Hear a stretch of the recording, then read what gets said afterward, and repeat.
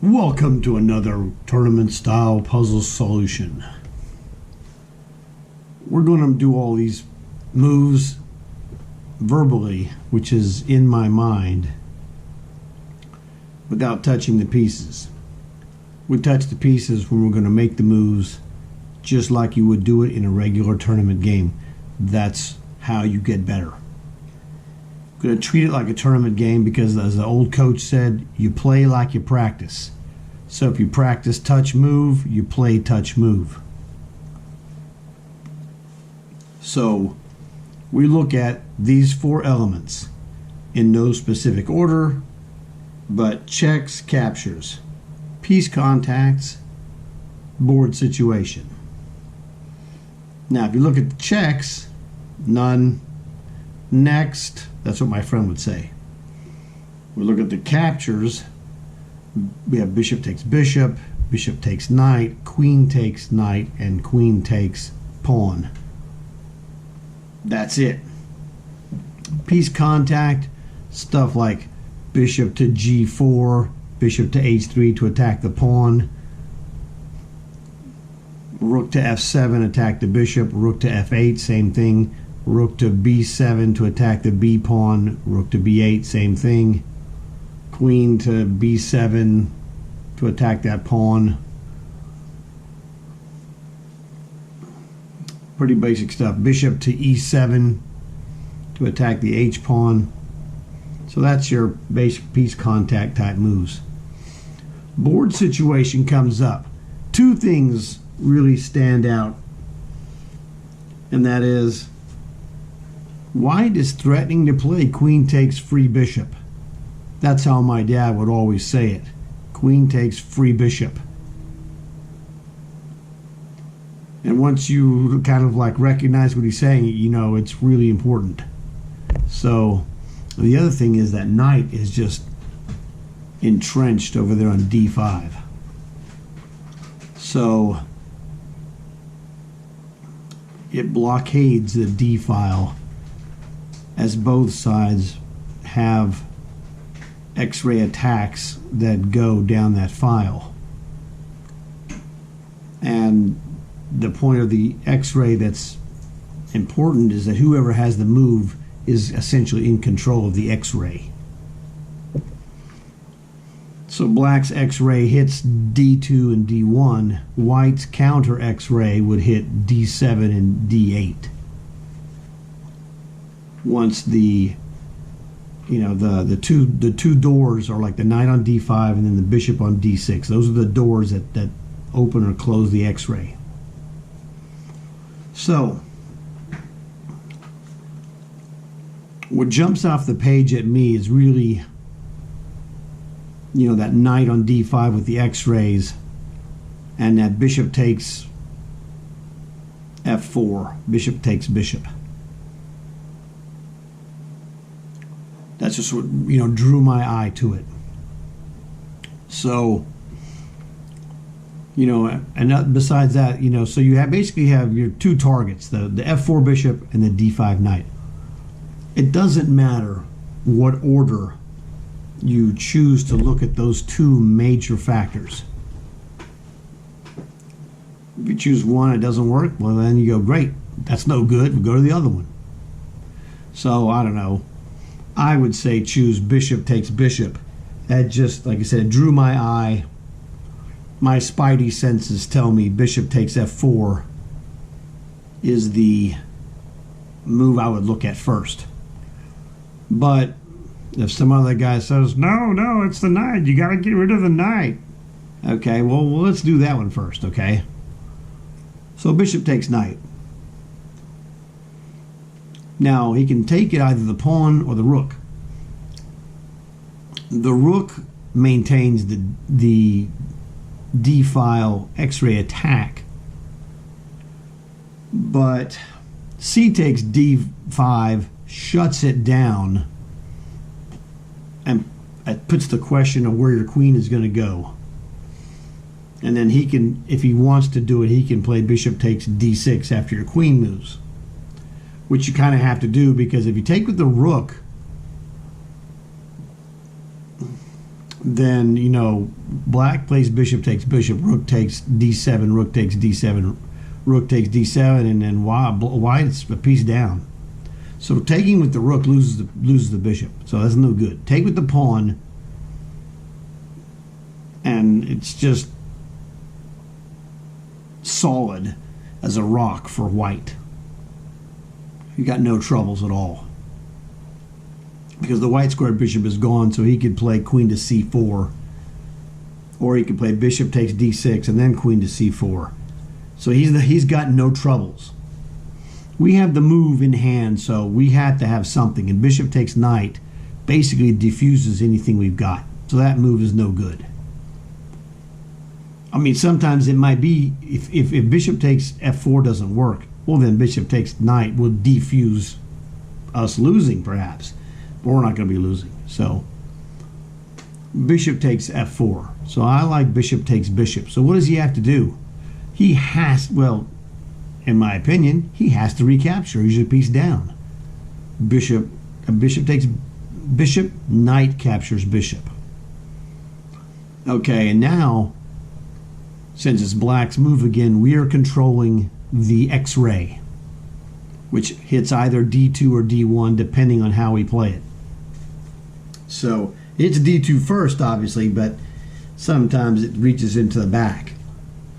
But anyway, bishop captures F4, knight captures F4. So if we only have, if you look at it, we have two attackers hitting that dark square rook on D2, right? Rook takes, he played rook takes, we play rook takes, he plays queen takes, and we got nothing. Well, that's terrible.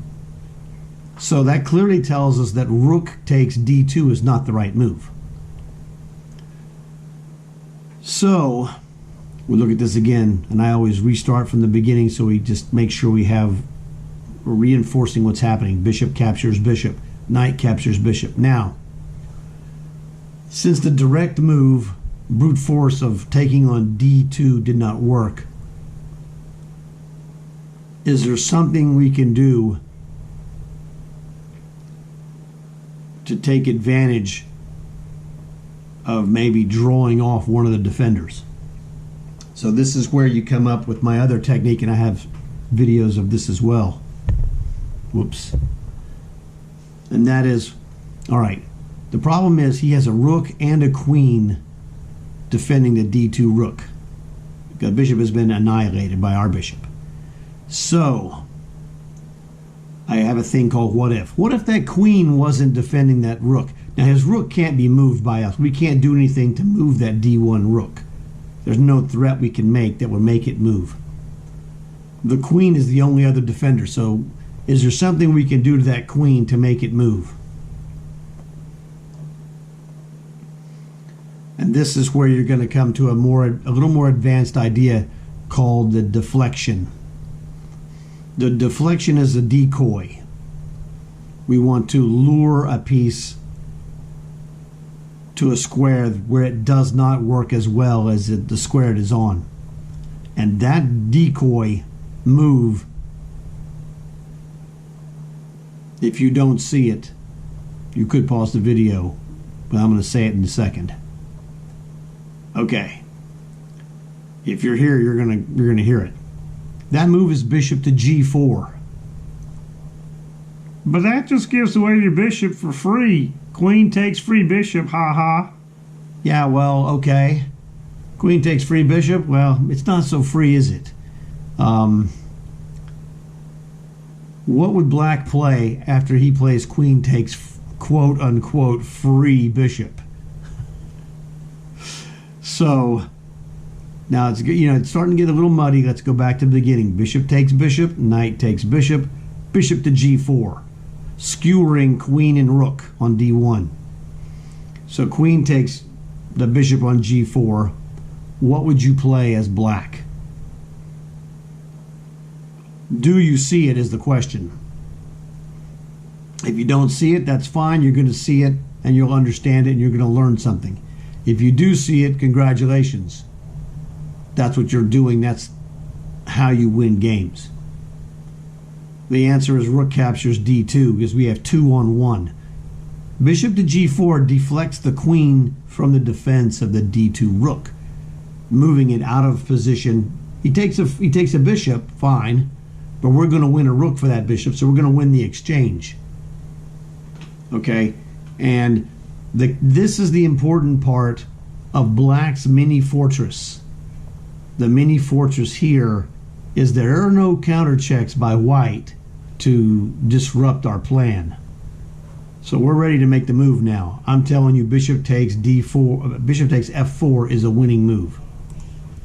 Watch. And I'm telling you, bishop g4 is a winning move. Watch again and you see it. Now it's jackpot city. Beautifully, our queen is defending here. Doink is what it goes. Okay, so let's go back.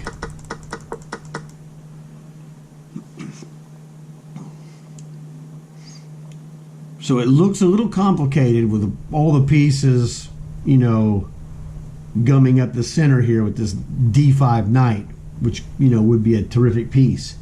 We're just lucky that we have a sequence that gets rid of it. So we looked at, this is a key square for this knight to be on. Usually it's a really strong square, and it would be. This time we were able to take advantage of its one weakness. This blockading, that when it moves, it releases the blockade of our battery of rooks.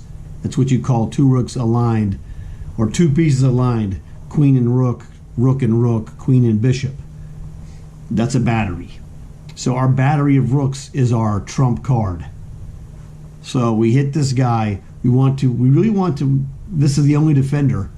The knight's the only defender of the bishop. So we're going to decoy this knight by trading the bishops. We decoyed the knight from the job he had protecting the rooks from the battery.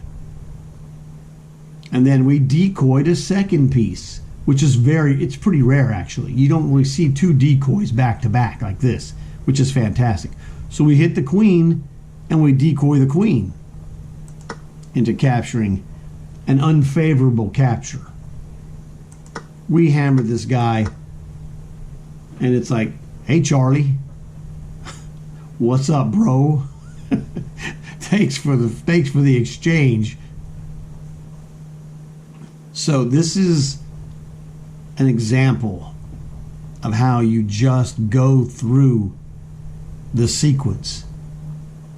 We go for checks, we look at captures, we look at piece contacts, we look at board situation. Those four elements are the answer. Gee, I didn't know what to do in this position. Well, now it's really funny because this is not taught anywhere to my knowledge. I invented this system because of my training in math and science. So I don't know what to do. Well, now you know how to find out. Use the four elements that I give you. I give you these four elements and they work. It's science. That's where my training is. In science, we create a hypothesis and then we test it. And then we test it again and again and again and again. And you look at my problems. I tested it and I was thinking, man, this is really good. I don't know. I mean, I came upon this relatively recently, actually, this entire scheme. And why hasn't this occurred? Why hasn't somebody else mentioned this? And I mean, I'm not so egotistical that I think that no one has ever come up with this idea. I'm simply unaware of it existing. You know, there could be some, I mean, outside of YouTube, I'm some obscure chess player in Texas comes up with this system. Well, there could be some obscure Russian master who came up with this system as well. Or he could be from any nation. He could be from, you know, Central Africa for all we know. There could be some guy in Thailand. Who knows? We're unaware of that because there's no contact. So I'm an obscure guy in Texas who comes up with this terrific system that's just caching, and my entire YouTube channel is essentially based upon this system where I'm caching problems. You can look at some of my other problems. I've beaten multiple 2700 level problems with this system. It's that good. So it don't matter to me. If you like it, great. If you don't like it, I don't care. It don't matter to me. The value speaks for itself. Those people can deny the value if they wish. That's their right, if you want to put it that way. They have the right not to care. That's fine. I'm not interested in those people. I'm interested in the people who are paying attention and want to use this system to help them win chess games. That's what I'm interested in. Just speaks for itself. So, do with it as you will. I'm sitting over here as a living testament of how great it is. And the more people that use it, the better it is for me. So, it's all good. So, hopefully you enjoyed this pretty good problem. Really a good solution, something that really, I think, can help you get better for those of you who aren't as strong as some of the others. So hopefully you enjoyed it as much as I did, and I'll talk to you later.